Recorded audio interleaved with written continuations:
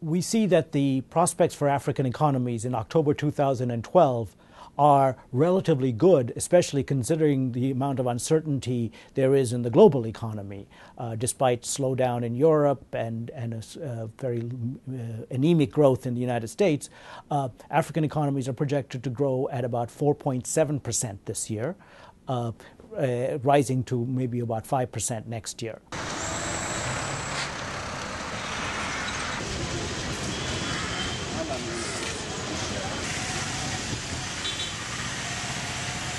About 6 of the 10 fastest growing economies in the world today are in sub-Saharan Africa.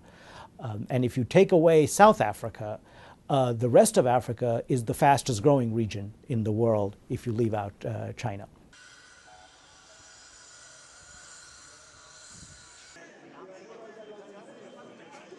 The reason for the growth has been the policy reform, some of the difficult policy reforms that African policymakers have undertaken over the last 15 years, particularly in the areas of macroeconomic policy.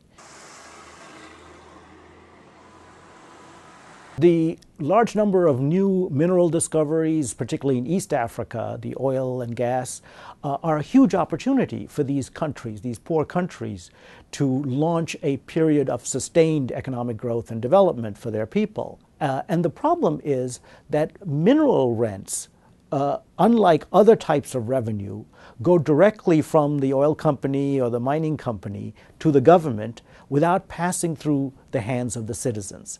As a result, citizens actually don't know how much oil money there is. And secondly, even if they do, they have less of an incentive to scrutinize how governments spend it. So for the new oil producers, it's absolutely imperative that they maintain full transparency and accountability of those oil revenues.